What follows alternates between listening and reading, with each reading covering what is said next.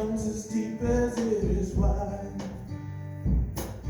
But if you listen to our hearts, you're gonna hear it say,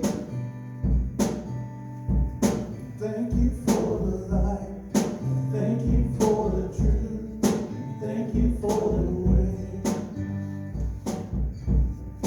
Words can fall like rain from these lips of mine. And if I had 1,000 years, I'd still run out of time. But if you listen to our hearts, every beat would say, thank you for the light, thank you for the truth, thank you for the way.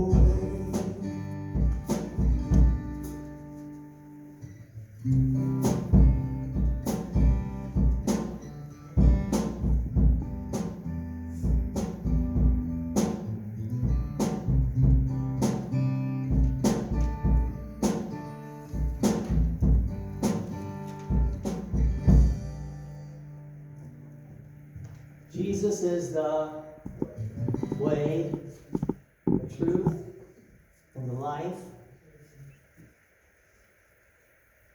Let me just introduce today's message and our service today, honoring mothers. I'm not really big on Hallmark holidays. Amen? They have their place, though.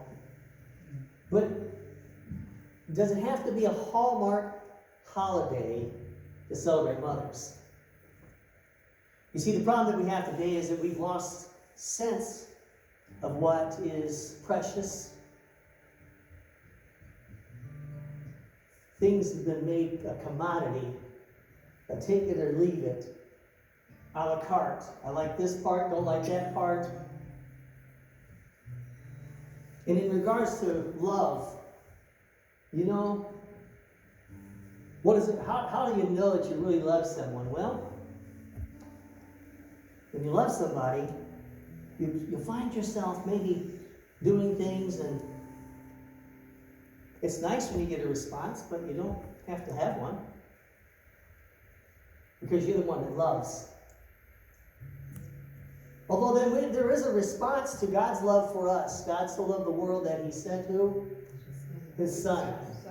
But I want to talk to you about the way He did it, because it's counterintuitive, it's anti-modern, it's anti-cultural.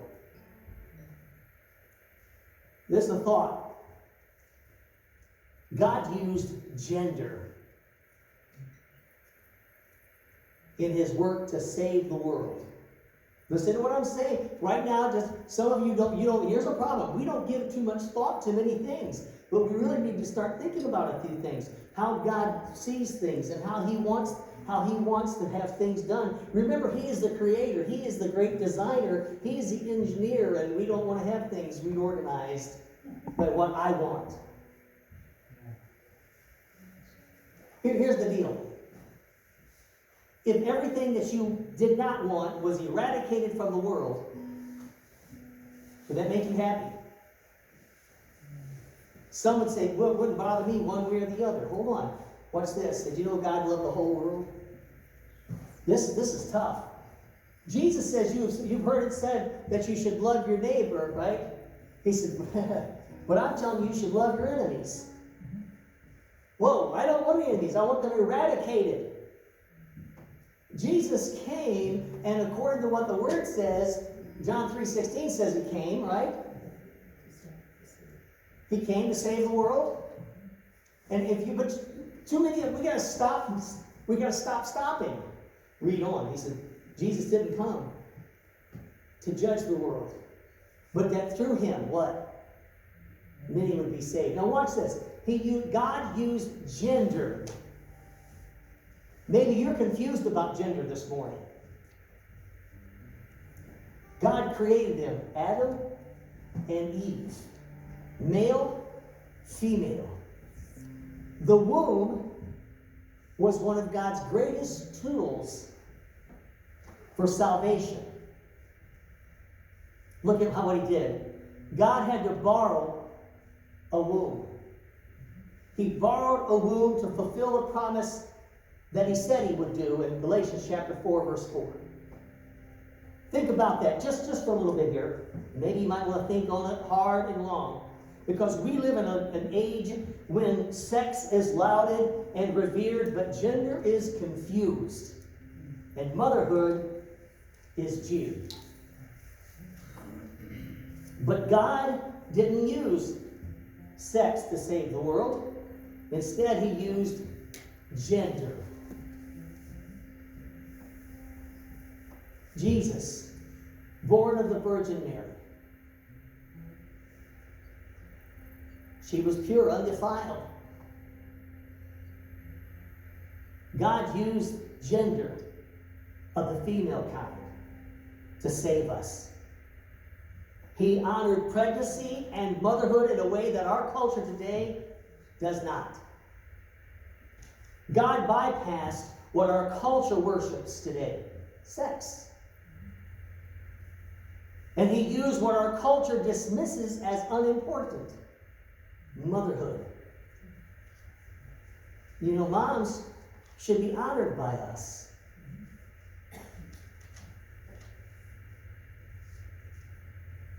Because God honored them all with incarnation. You see, on a day like today, and I've been in this for a little while, and normally this would be, in most traditional churches, Mother's Day would possibly be one of the greatest days of attendance aside from Easter and Christmas. But what I have watched over the past few years is that even the people of the church, now notice I'm saying of the church, not of Christ, not of God, don't consider motherhood so valuable. Motherhood was important to the church. Paul the apostle, one of the founding, well, he was the first apostle, one of the founding ministers of the churches. He spoke. Matter of fact, in Romans chapter 16, he was greeting this group, and he said, "Send my greetings to Rufus and his mother, who is a mother to me. This morning, I greet some of you who are here, some who are absent." Brother Mike, I wish I had that. I wish I could sing that song by the Statler Brothers. Mother to me. Because some of you have been mother to me. Amen? Is there anybody here watch this, is there anybody here who does not have a mother?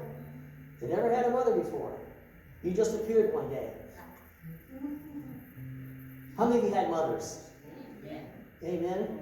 Now, watch this. I'm very honored and blessed today. My biological mother is here. Amen? Yes. But you know what? I am blessed beyond measure because many of you here have been mother to me. To which my mother says, "Yeah, he was a handful." I wish you guys had been on the scene earlier. I don't know, I thought I was a pretty good kid, but in the beginning, until I got 2 legs that I could walk with and a bicycle that could take me where I wanted to go. Love you, Mom. I still call her Mommy, by the way, Yes. because I ain't never going to grow up. That's right. Amen?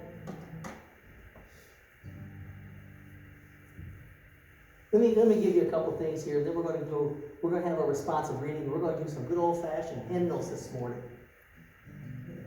First off, let me encourage you to do something. Billy Sunday, he said this: try praising your wife even if it frightens her at first. Try praising your wife even if it frightens her at first. And then there was a sign on a church that I read over, I think over by Edwardsburg. It said, "If evolution is true, how come mothers still only have 2 hands?"